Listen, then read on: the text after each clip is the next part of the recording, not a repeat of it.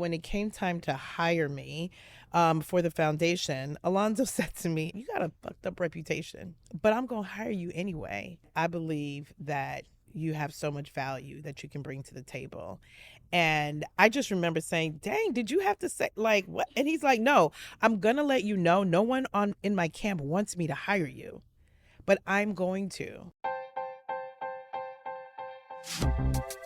I'm Sally Christensen, the founder and CEO of Argent, a women's workwear brand.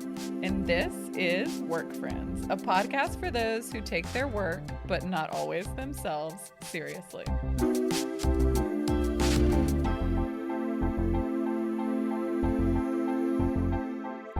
Work Friends. Today on Work Friends, I'm joined by Lisa Joseph Metelus. Lisa is the head of athlete brand strategy at Creative Artists Agency, and for over 2 decades has worked alongside true NBA legends, including Alonzo, Mourning, and Dwyane Wade. As a manager, Lisa has played a pivotal role in unlocking opportunities for athletes beyond the court and driving impact through their philanthropic endeavors. Lisa, who joined the CAA board in 2020, is also one of the founders of Playmake Her. It's here that she's built a platform to uplift women in the business of sports, sharing resources, lived experiences, and IRL space to gather in community.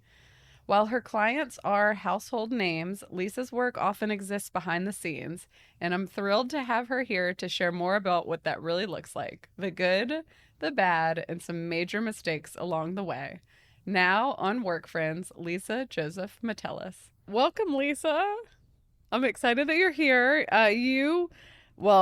This is like no secret to anyone, I'm NBA obsessed, but you may have the coolest job ever, so I'm very excited to get into it today. But firstly, before we get started, I want to hear about your biggest oh no moment this week. What's gone absolutely sideways and how'd you handle it? The biggest oh no moment. I feel like my life is a series of oh no's. And I feel like oh no's always come around looking at my schedule.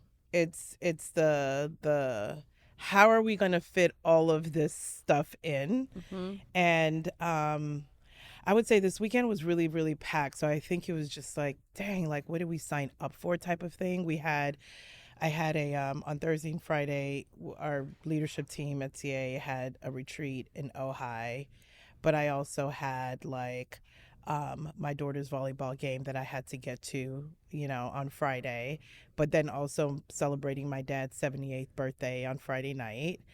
And then there's my nephew plays for Florida State, which is amazing. And I haven't seen him play all season. They're playing in San Francisco. They're playing Stanford. We should get in the car and drive to San Francisco for the game. Oh, but wait, Bobby is also performing at the middle school game on Saturday morning. So it was a series of like, oh, how are we going to, this is like literally packing this all in 2.5 days of making sure we're there for everyone and doing all the things. And I remember on the drive back from San Francisco on Sunday, I looked at Bob and I was like, we did it. We made it. We made it to all the games. We were there for family in San Francisco. We didn't miss anything with Bobby. And we were extremely tired, but we got through it. And those were all the moments where I'm just like, okay, we can breathe until the next big thing. This is the reality of a working parent, I think. It's like we talk so much about work-life balance. I'm like, it really is too integrated to talk about that. It's figuring out. It's a puzzle. And I feel like right now where I am in life is like right in the middle of it. Like, I feel like we've got, as a mom, and we've talked about every stage feels like this is so busy, this is so much. And then you go to the next stage and realize, oh no, this is so busy, this is so much. And I definitely feel like with 2 middle schoolers, this is so busy, this is so much, but oh my God, it's happening so fast and it's going so fast. So it's kind of like, I just want to do it all. I just want to be there for it all and not miss any moments as much as possible. Yeah. Because, before I blink, they'll be gone. They'll be on to their own life. So I'm taking it all in. I'm like, we find a way to figure it out. Easier said than done. But when I had kids, I was like, I'm going to just do this guilt-free as much as possible because there's no room for it. And that has helped me, I think, in a lot of ways because it's just, you're going to be making sacrifices and trade-offs, but I'm always prioritizing the kids as much as possible. I do think that's the beauty of my job, and I imagine you have some of this flexibility too, but it's like I can drop them off, go to work, Yeah. pick them up early, be working from home if they're out of school, and I always try and prioritize that as much as possible. It's such a privilege, and Mm-hmm. one that I don't take for granted, to be able to have that flexibility to show up. Okay, so let's start at the beginning. You grew up in Miami, right? I did. Born in New York, though? I was. So we have to. Okay. So let me just. Yes. I was born in New York. I was there for like the first 4 or 5 years of my life. And so if you talk to a New Yorker, they're like, that is like a blip on the radar. Why are you even bringing this up? But if you say, if I say that I'm from Miami to someone who is a native, it is like, no, you're not. Like my husband, Bob, who was born at Jackson Hospital in Miami, will often say, you're not from Miami. I'm like, dude, I grew up here like my entire life. Do you remember New York? No. Right, exactly. I don't. But there's this pride, this thing, because there aren't too, I mean, Miami's so full of transplants. It's like, you weren't born here, so you don't get like 100% credibility from being from Miami. We'll give you like 85%. So I always have to say, I was born in New York, raised in Miami. It's so funny because I think I may have done this to my kids. We've moved around so much. I'm like, I'm sorry in advance for this. Talk about growing up there. What was the environment like, and how's it changed over time? First of all, we left Miami 5 years ago, which is wild, and it's changed so much since then. I grew up in Miami in the 80s. It was an interesting time. I'm Haitian, and my parents are from Haiti.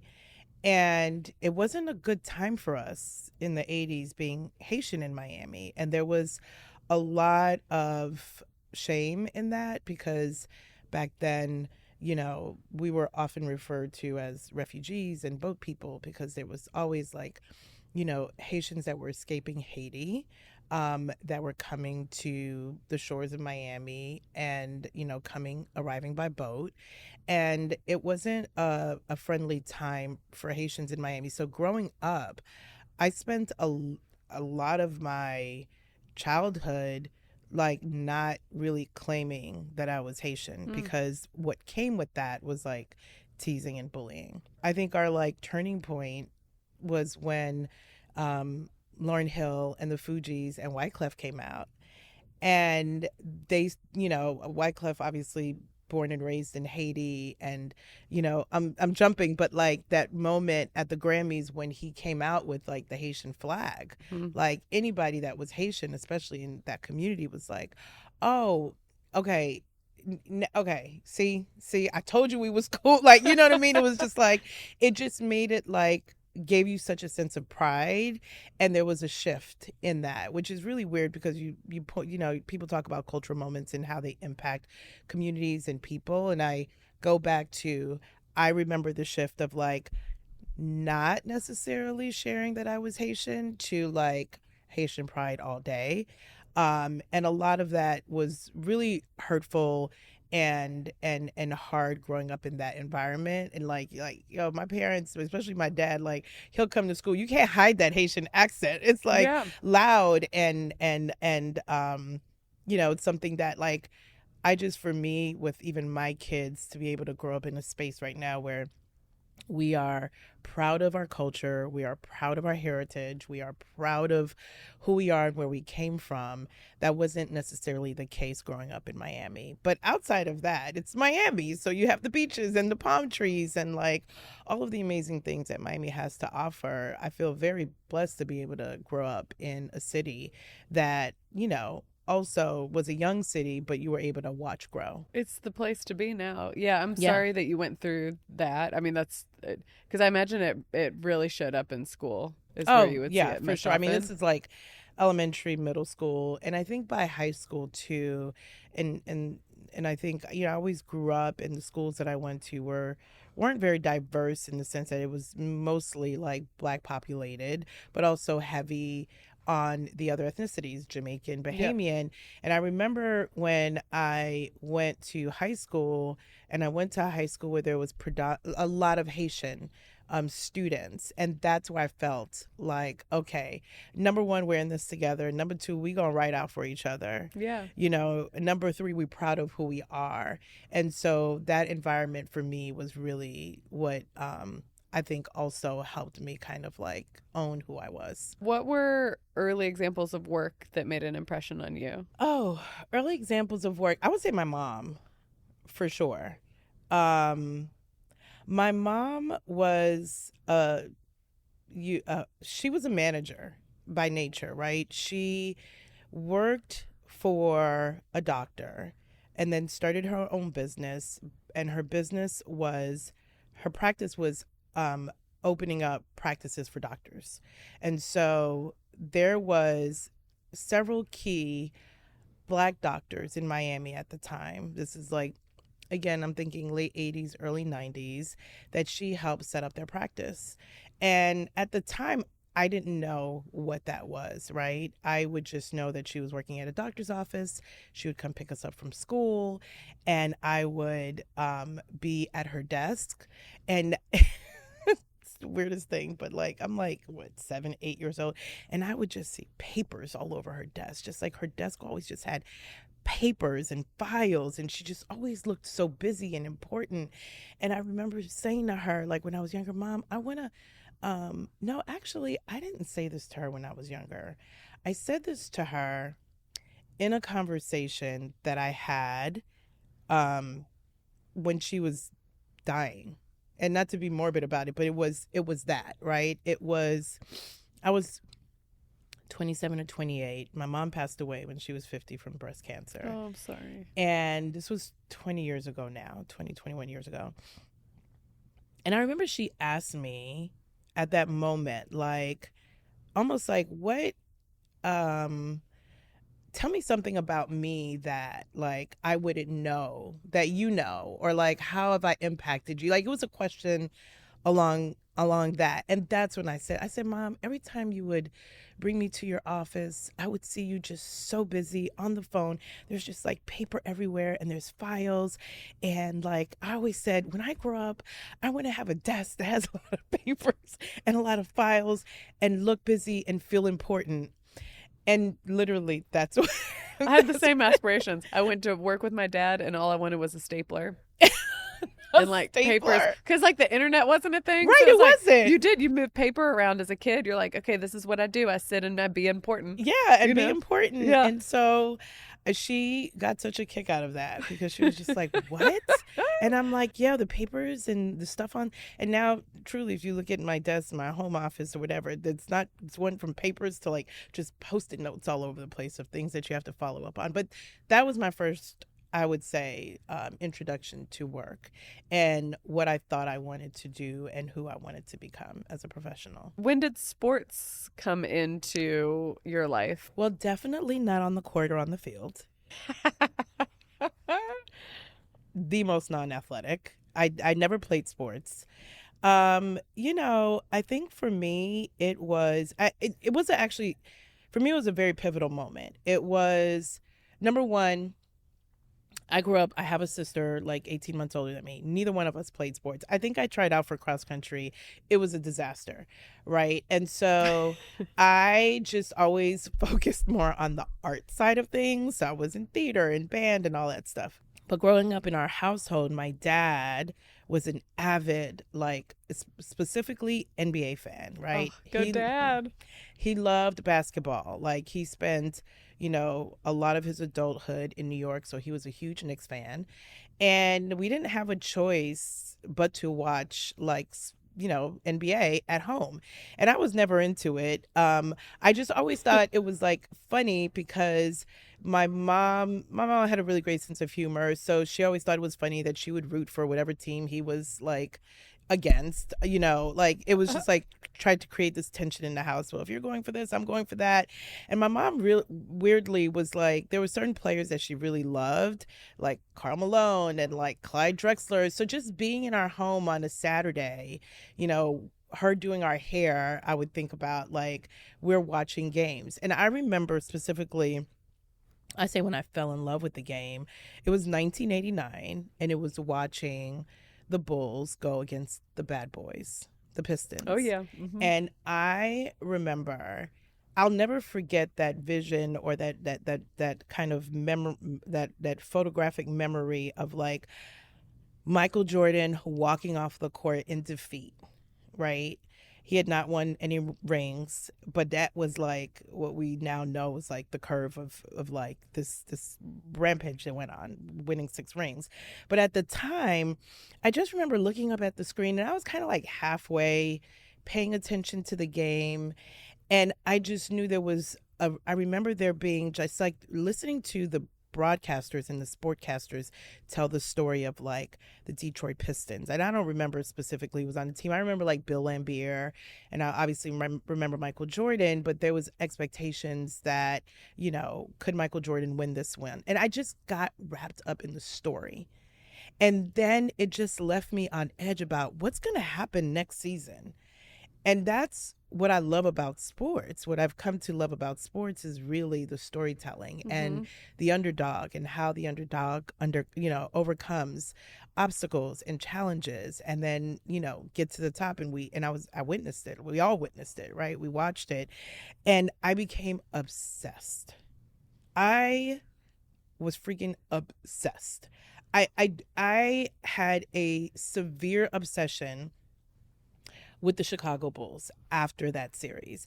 I think I was in like the 7th, 8th. No, I was probably in the 9th grade. And I just would, I remember in being in class and like doodling the rosters, like it's great. Writing out the roster of every player. I may still have somewhere VHS tapes, because I used to record the games and then rewatch them. That was a different era of basketball too. It was so physical. They were like beating each other up. The Pistons especially were so aggressive. I also fell in love through the Bulls. There were some teams, but I think you like touch on the nuance of female fans, which is we do, and men do this too, but women especially fall in love with like the players and their stories. Yeah. I think that this is a thread that then comes into your career, which we will get to. But I used to do something similar where I'd go out and play 5-on-5 with like Scottie Pippen, Michael Jordan, Reggie Miller, and we'd go against like my, like Patrick Ewing, and like who would be on the other side. You had it all like, oh yeah. I'd be out there. So it's like similar to your roster. Yeah. But it's like, it was a different time too. It's like I had 3 channels and I grew up on a farm in Hardyville, and I would watch these games, and there's so many things that are transferable into life and into work that come from that resilience and the hustle and the hard work. There's just a lot of things that you pick up. So many things that you can pick up. Sports. Did you think at all, I could make this into a career? No, I didn't think of that, but I knew at the time, growing up, I always wanted to be a teacher. Randomly. I mean, I used to play school with my dolls. I had like my attendance roster. I had like my grade book. That's what I thought I would be. I think the introduction for me going into sports was probably when I got into college. I mean, we all used to have, I asked this the other day. I'm like, do they still have like career days in school?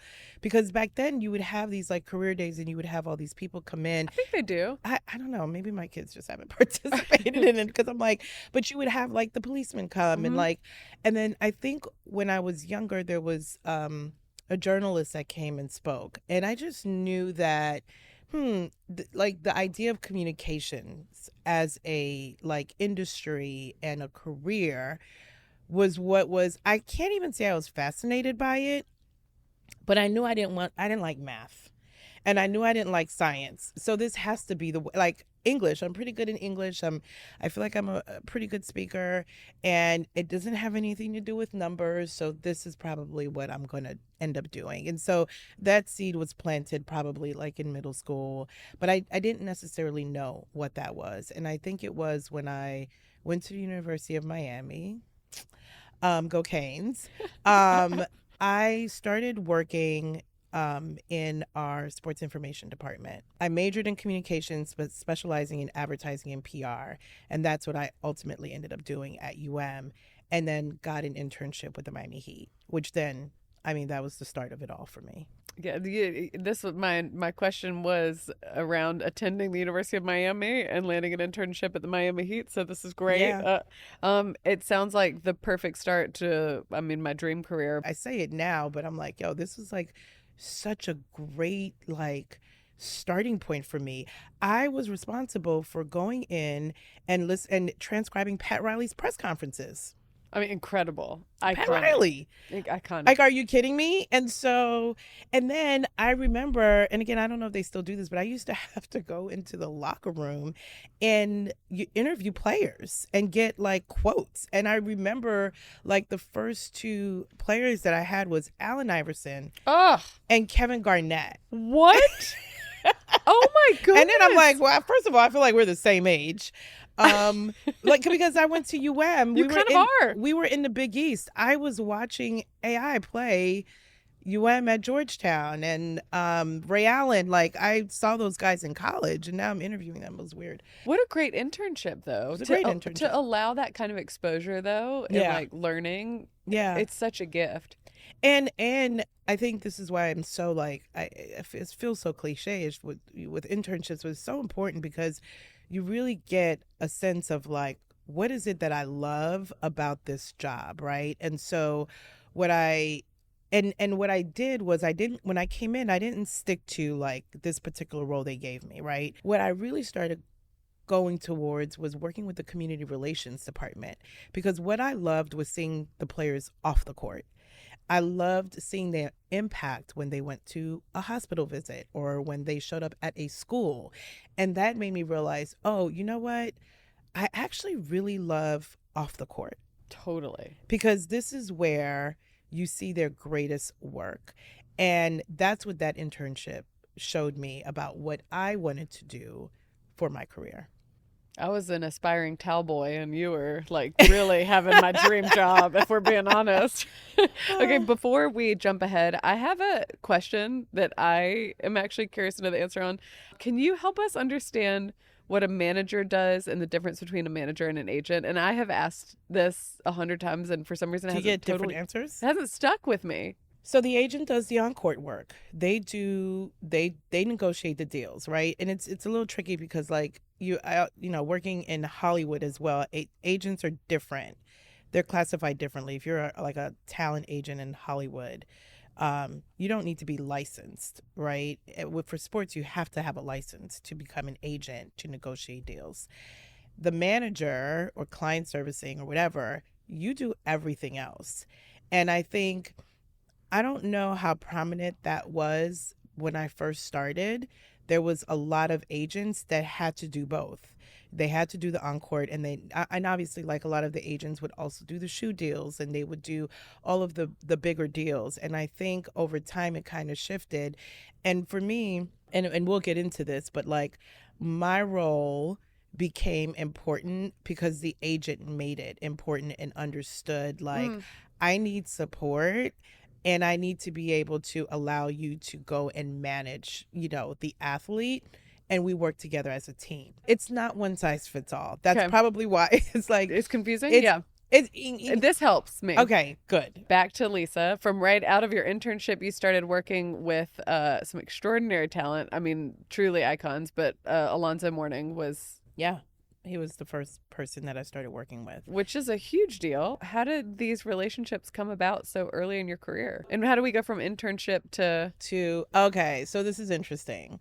I don't know how deep I want to go into this. Like, I've never really told some of these stories, but whatever. I will give you the real. So a year internship with the Miami Heat.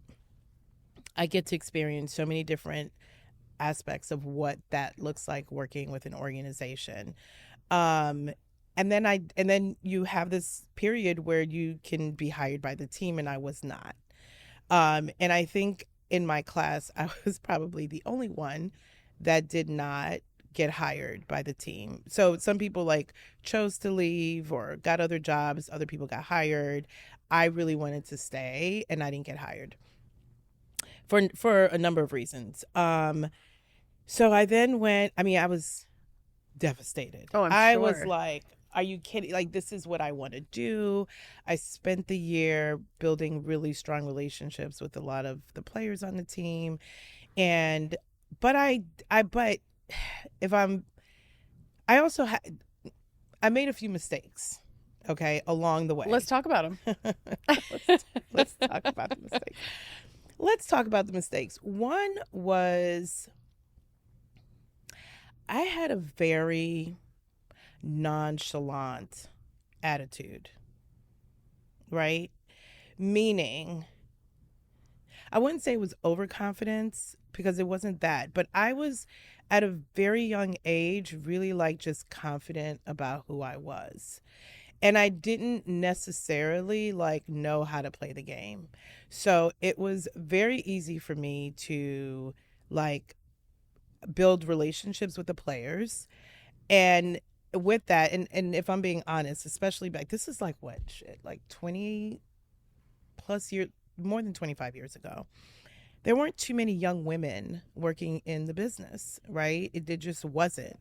And if you were a young woman, and then add on to that a young woman of color, and then add on to that a young woman of color who resonated with the athletes, you then kind of got the side eye a lot. Like, why are you cool with so and so? What? Where? You know? And for me, I didn't play the game. Meaning, I didn't necessarily go out of my way to like, prove otherwise. I just was like, I am who I am. I'm confident in who I am. You like me or not, take me how I want. It was that. And I don't think that like resonated with people very well, right? And so I'm not saying that's why I didn't get it, but maybe that was why. Like, I just felt like a lot of people just kind of like was like, no.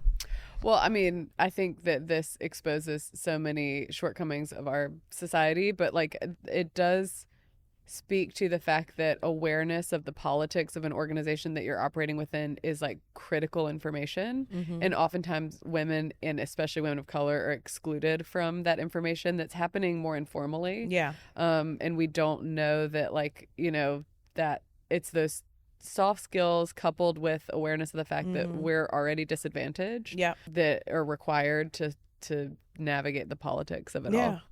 And I think also, I think that's where mentoring really matters. Yes. And I think by that time I maybe had one or two mentors that maybe post my internship, but not in my internship, that I can point to like, or could come to me and say, like, this is probably not the best way to handle such and such. And then there's this one incident that happened, which I can laugh about and talk about to this day. But Alonzo, so let's talk about Alonzo, right? Yeah. Alonzo is the man in Miami.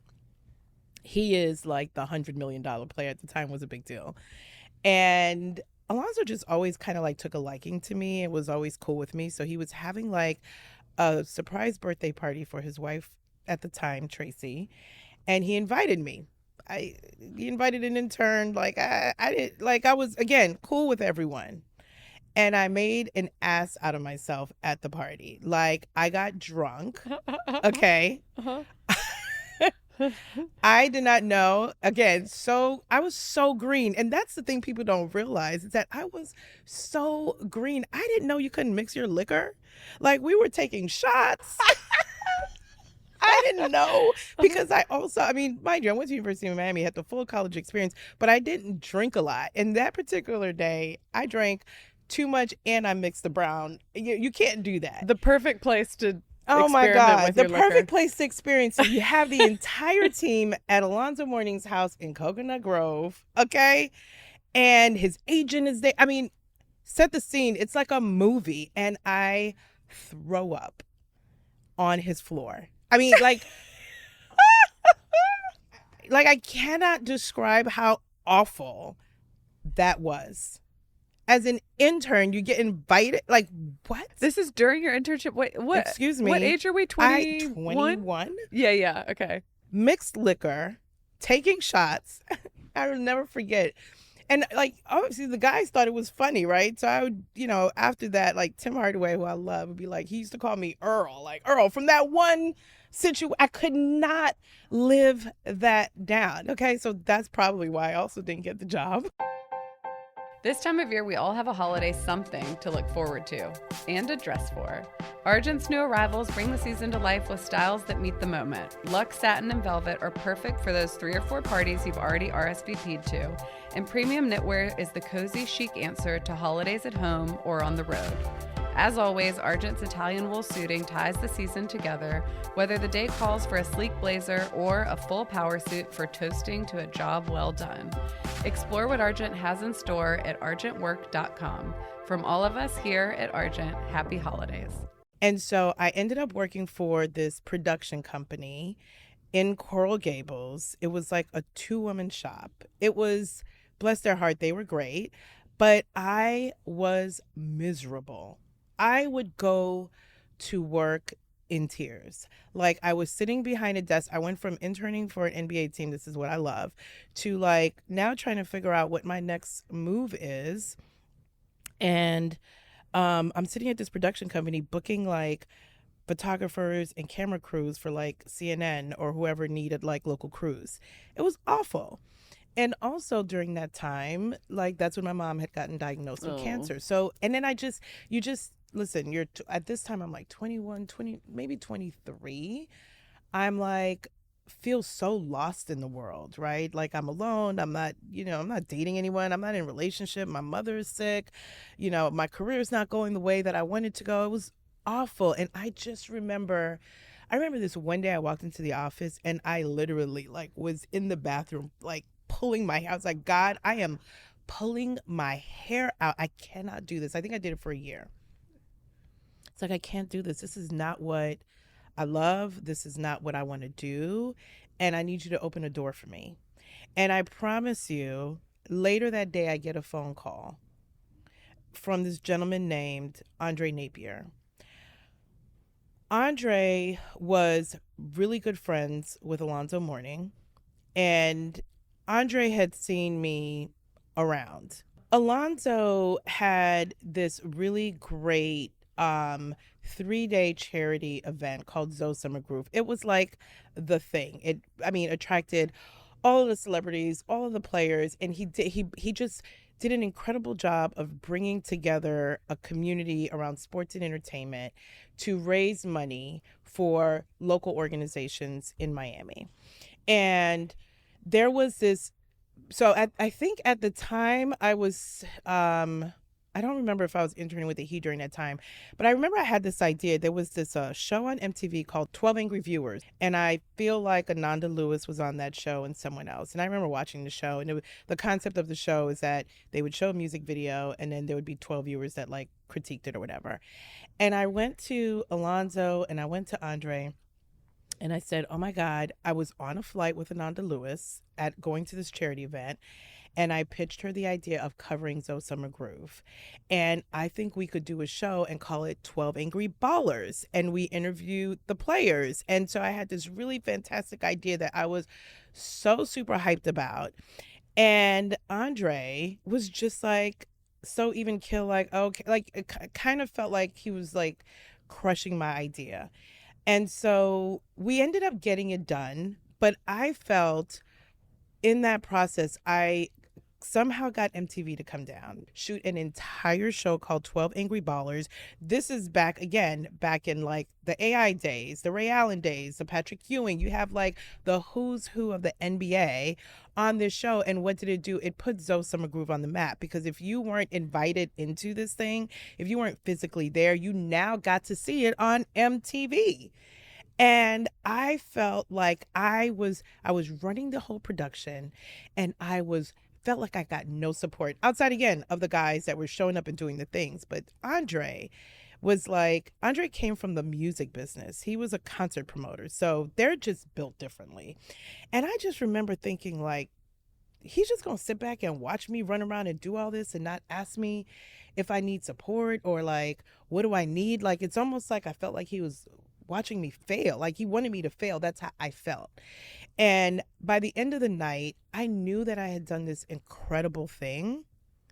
And I left crying in tears, because I just felt like I just did this alone and I got no support. But actually what I think was happening was Dre was just sitting back watching me work. he actually was probably just sitting back watching to see. Like, I've heard some things about her. I don't know. You done got drunk at this man's house. So I could understand, like, now I can understand, like, where he was sitting. Months later, again, I go back to being in the bathroom, pulling my hair out.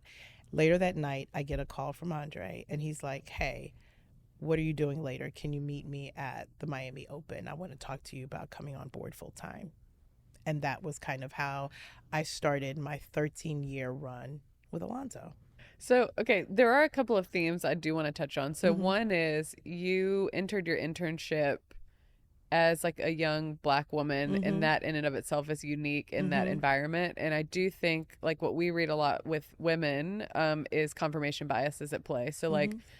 people when they encounter women oftentimes expect them to be less than. Mm-hmm. I think it's probably more egregious for women of color. Yeah. And so it's like you're operating against so many things that are working against you.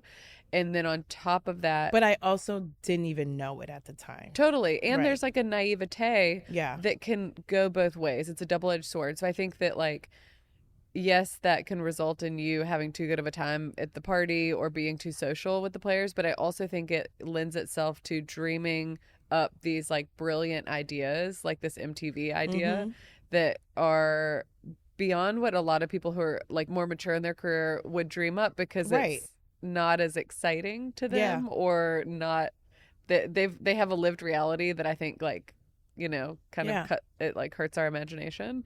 But I also think there's like a sexiness to jobs like this that you have to watch out for when you enter into a career where you've got athletes and celebrities all in the mix. Mm-hmm. That can be distracting, and you have to remember that it's a job too. Yeah.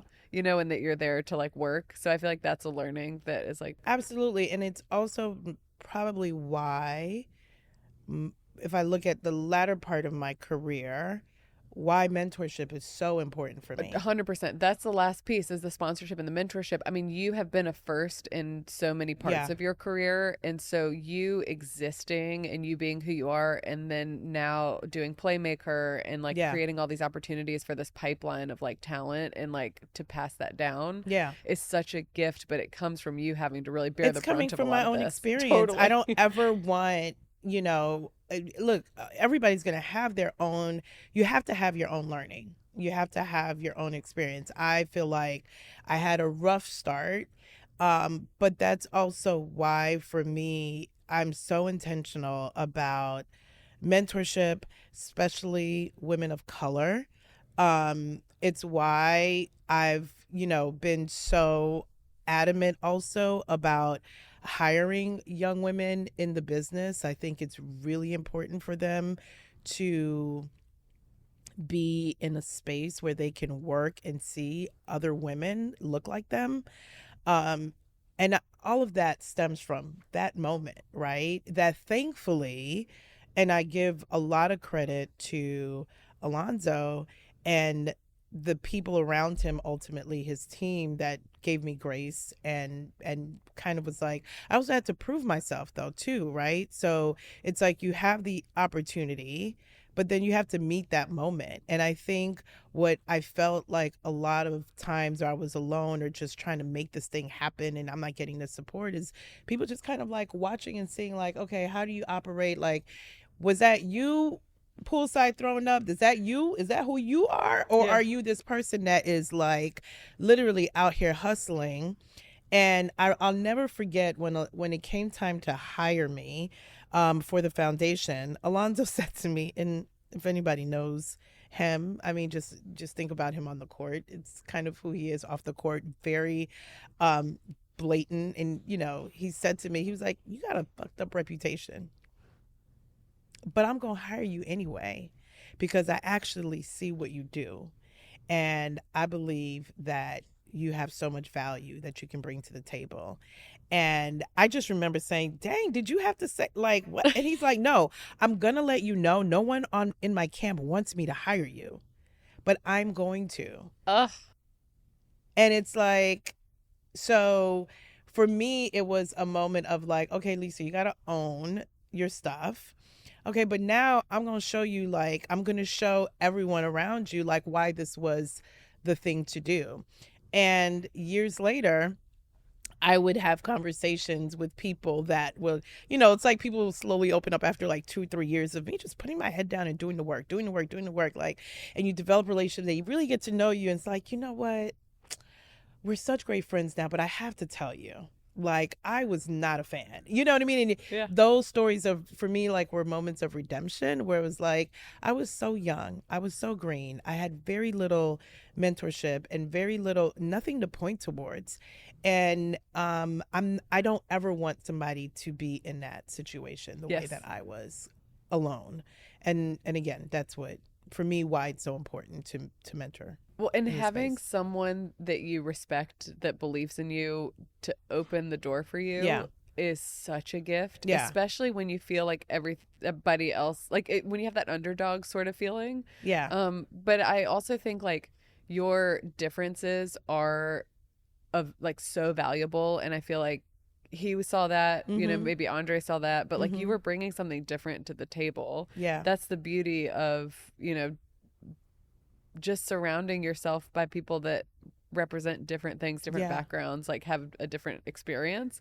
So somewhere in this on this journey with Alonzo, you joined CAA, right? So on this journey, it's I will give the highlights. On this journey, I'm working with Alonzo. I point to my internship. During my internship, I met this gentleman named Henry Thomas, who was an agent. And this agent, Henry, who we call Hank as well, there was just something different about him. He was so gentle, which is not the word that you use for agents, right? So gentle, so kind, like just saw me, right, as a human. Like, even if I was there just to give him his tickets for the game, it was like taking that moment to actually, like, look at me in the eye, say hello. I always remembered seeing Henry come to games with his daughter, who's now a grown woman, married with kids, whatever. Years later, he became Dwayne Wade's agent. And so I'm at this point, we've gotten over all the hard stuff. I am knee deep in my career with Alonzo. I'm 8 years in. We have done amazing things. We have built the Overtown Youth Center, which is an amazing community hub in Overtown. Working with Alonzo, someone who's so passionate about the community and impact and change. That is what I believed in. That is what I worked for. And everything that I did felt like it was tied to a greater good working with him. And so I get a call from Henry Thomas, and he's like, hey, I have this kid who I believe is going to be a star. He was right. He was right. I have this kid who I believe is going to be a star. And I'm in Chicago. He's in Miami. And I need somebody to be like his go-to person and help me kind of manage him. And I'm like, who? Number one.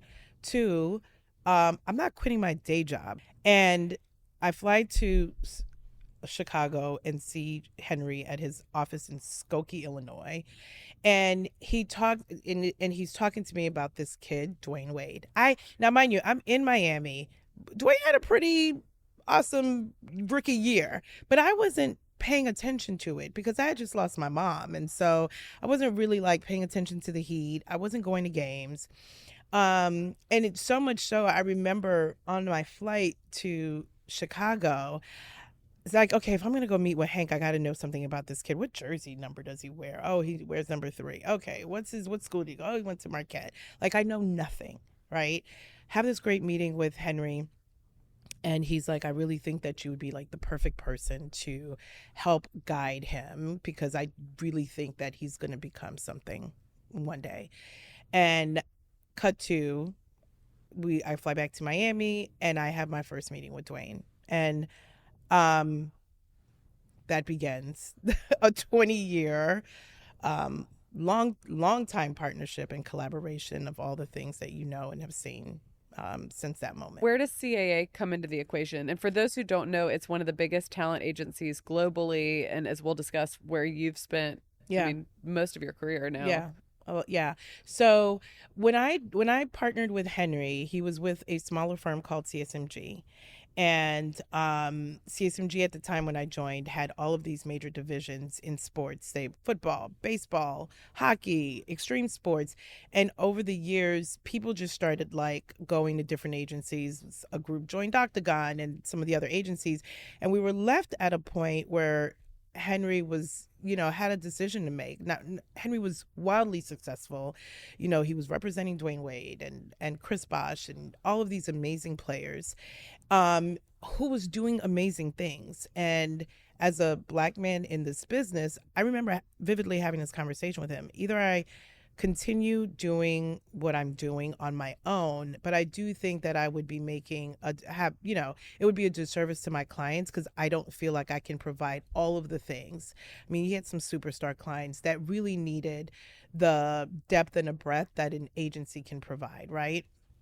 And so we started meeting, and I so appreciate Henry for this because he brought me along for the ride as we met with the Wassermans and the William Morrises and all these different agencies to see who would be a great fit. Everybody wanted to buy and acquire his company. And I just remember walking into CAA, and the one thing for me that felt different was that there was a true like team approach. And for me in my work, I don't like feeling siloed, and I don't want to work siloed. I want to work with like the best of the best, like across all verticals, and feel like I can have touch points with agents across the entire agency, not just one. And I knew like our clients wanted that too. So we got that sense when we sat down with CAA and they bought in their team. And, at the time, the heads of our sports group, Howie and Vino, they just felt like, it would be such a great fit. And that's how we decided to join CAA. And I think that was like in 10, according to my notes. There you go.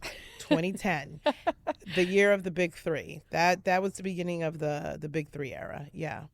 And it's unique to spend so much time at one place of work, especially now. People jump around, and to find so much growth within an organization, but you've done that. So Can you share how you've navigated that for yourself? Well, it's interesting. So when I joined CAA, they used to have these big company retreats. And I would hear agents stand up and say, I've been here for 20 years and this is my 30th year at CAA. And I'm coming in new, still very young. And I'm like, why would you want to be there for so long? Like, did you not get any other job offers? What is going on? I would be like, oh, that will never be me. And here I am 16 years in. So every time like I introduce myself and we're in the room and I'm like, yeah, I've been here for 16 years. I'm like, just hearing it, first of all, time flies. And two, I do think it's a testament, and I can't speak for every agency, but, for CAA, the opportunity for growth and kind of reinventing yourself. When I joined, obviously I came in as an executive and I came in with really great clients and with Henry. And so, I wasn't starting in the mailroom. I wasn't starting as an assistant or a coordinator. And I say this a lot to our young people within the agency. My path is very different, so our challenges will be different. But what it allowed me to do was have literally at arm's length anything that we wanted to accomplish from the client perspective. I have somebody I could pick up the phone and call. Like, it's not all on me. It's not all on Henry. And that for me was like amazing. And it was true to who CA was, like, to this day. And so I joined and was really embraced by the agency. Our sports group was growing at the time. And, a couple of years in, I became co-head of our basketball marketing group. And here's the funny thing. So your question about agents versus managers, even coming into CAA, they didn't understand what a manager did. We didn't have any other client managers. It was all the agents doing the work. Again, I give Henry a lot of credit for understanding I need a co-conspirator. I need a partner that's going to work with me on who I think the superstar, like who he's going to be. And so even at CAA for a long time, it did not register to people like, what do you do? Like, you're not negotiating the deal on the court. And it was the smallest of moments. And I remember being in China when we are about to announce Dwyane's deal with Li Ning, that's a whole story in itself, but we're launching Way of Wade, his sneaker brand within Li Ning. Howie's there, Vino's there. I'm 6 months pregnant, by the way, with Bobby, and we're dealing with China, and we're in Beijing. There's a communications barrier. There's all of the things, and we're about to do this press conference, and we're sitting at this press conference, and they just got all the seating arrangements just all wrong. Like and I just remember they had people's names all over the place, and I'm running around right before the press conference to make sure people are seated in the right areas. And it was such a small thing. It's not like my job, right? But it is part of It's my all job. your job, yeah. And I just remember after I was like running around hustling, trying to get the seating arrangements right, Howie says to me, he's like, now I get it. And I'm like, what? I've been here for like 3-4 years. Now you get it because you saw me rearrange name tags, like of all the things. And he was like, no, but like, I get it now, because who else would be thinking of these small things, like big things too, but it's like I just watched how you strategically did this, and I'm like, yeah, Howie. And so over the years, I'm proud of the fact that, like, because there wasn't a me before, that we now have this incredible client service management group within our sports department, where we are looking at athletes as holistically, and not just about the deals that we make on the court, but like what are their other aspirations? How are we building their brands, and how are we utilizing the agency to get that work done? The convergence of sports and entertainment just became very clear a couple of years ago of, we have clients internally that are storytellers, and how are we servicing them? I mean, sports have served such a huge role in my life, but in so many people's lives. It's a little bit of everything, but this makes all the sense. I mean, we consume every 30 under 30 sports story, exactly, document, anything. I can't get enough. You can't get enough of it, and there's so many to tell, and in so many different ways, and I think that's the beauty of it. So let's take it back to Dwyane. So he's exemplary in terms of what it means to be an athlete who has intentionally built a legacy beyond the court, in large part, I would imagine, thanks to you, thanks to Hank. You've been with him since the start. So what has it been like to not only build something with a client from the ground up, but also grow alongside him? Yeah, I think that would be a whole other show. So I will try to answer that very briefly. Record, we did. He's a Hall of Famer, a 13-time All-Star, 3-time NBA champion, and a huge advocate for underserved and LGBTQIA plus communities. So, and you've been on the ride. I have been on the ride, and it's been a ride. All those things, ups, downs, good, bad, ugly.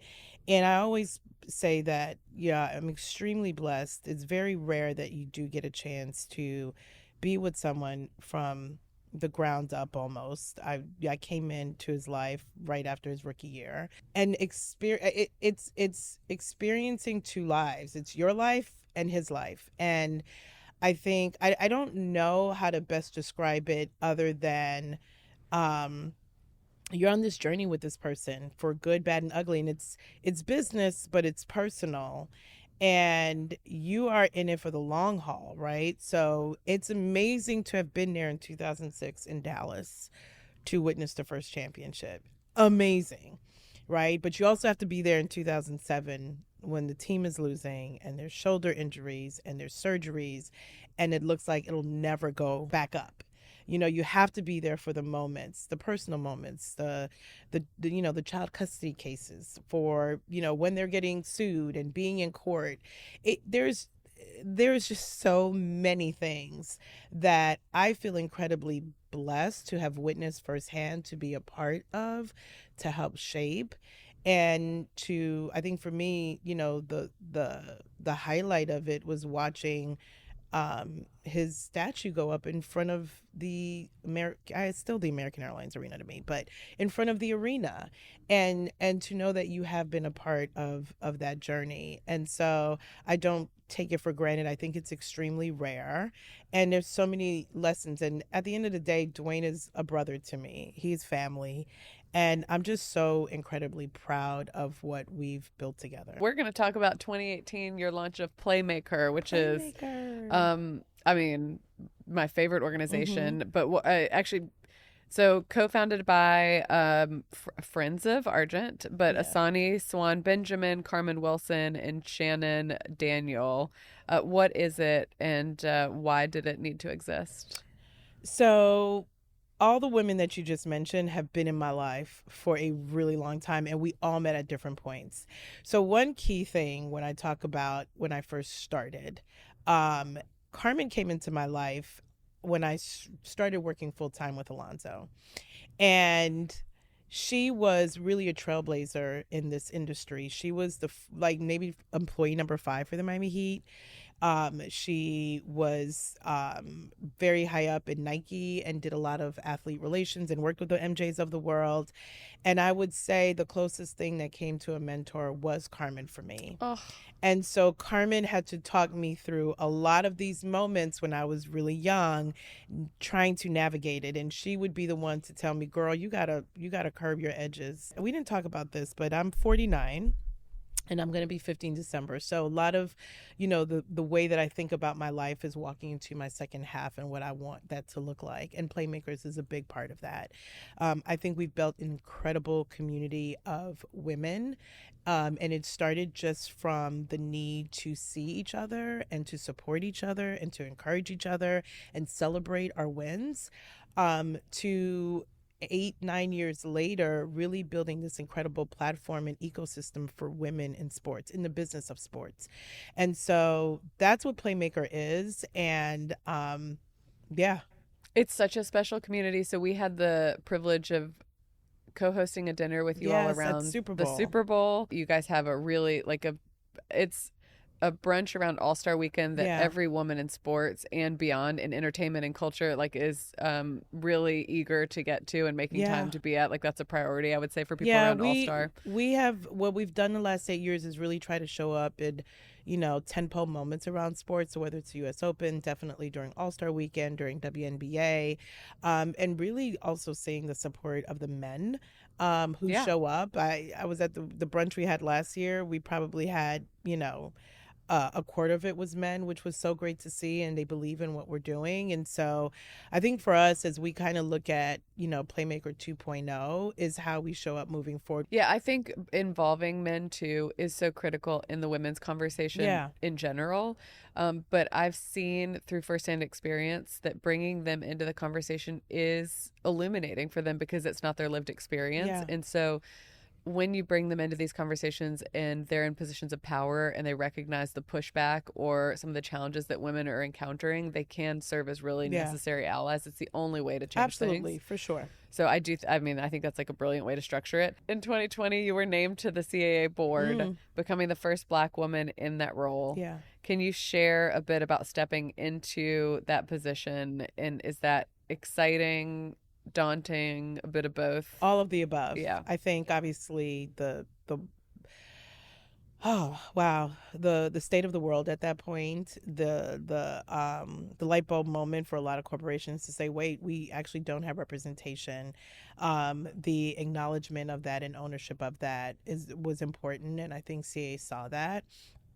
And so me joining the board was daunting because, we're coming into a space where, number one, I'm not trained and developed to be on a board. I don't know, like, you're having conversations above my head. I'm not necessarily sure where I fit in. And I think that it was really the board itself, the people that I worked with, my colleagues, really wrapping their arms around and say, we're figuring this out together. And we recognize that, again, Howie and Vino both were the ones to call me and say, listen, I mean, we we know this is a fucked up moment to like ask you this, but we also recognize that we messed up. And so we want to fix that. And we think with your book of business, from a not just because you're a person of color, but you actually deserve to be on the board. We want and we need your voice.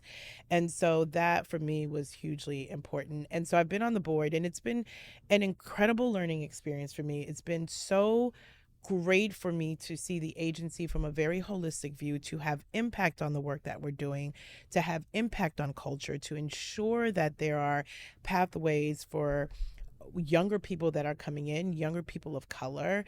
And really, like, I'm fascinated with our company and the growth that has happened. Your career is remarkable. I talk about this a lot. Argent was founded with the goal of modeling and celebrating remarkable women, but with the goal of inspiring the next generation. Had I known that your career was an option, I don't know that I would have started Argent, you know? So it's like, I didn't grow up knowing what paths existed for me. You have forged such an incredible career. Like, it's just, it's fun to share your story, but it's also so exciting to think about all the lives that you've touched just by existing, but now through the work that you're doing with Playmaker. So I'd love to close out by asking some advice. What does it take to become a successful and impact-driving manager today? And what do you recommend aspiring managers do right now? Do the work. Don't be afraid to lead. I think a lot of times, you know, we wait for permission to do the things. And as even as starting in your business, whatever career path you're on, really taking initiative and bringing your full self to the table, I think is important. I think a lot of young people, when they're starting out, obviously are afraid, right? You're in a shell, and whether you're coming into a big agency or a boutique agency or from a team standpoint, I think, you know, if you have good leadership, what leadership wants from you is to show up as your full self. There is something, and again, this is why I love hiring young people. And I tell them all the time, there's so much that you know that I don't, right? And so I want you to bring all your ideas to the table. Don't be afraid. And so I think that's something that, you know, if I'm giving advice to young people, is not to be afraid to share. And if you have good leadership, they'll listen. They may not agree. Like I always say, I might not agree, and I might, your ideas might not. But I think it's bringing that fullness is what, you know, I think we look for. And yeah, like some of it is super cliche-ish, but network. Like this business is all about relationships. When I was an intern acting a plump fool, Eric Spoelstra was the video coordinator. Stop. Okay. Yes, he was the video coordinator for the Miami Heat. Nick Arison was the ball boy. Okay. That's my job. And his sister Kelly was the ball girl. And Nick is now running the team. Eric has been the head coach, just named, you know, head coach for the USA men's basketball team. Yeah, one of the best coaches of all time. I mean, I'm obsessed with him. Yeah.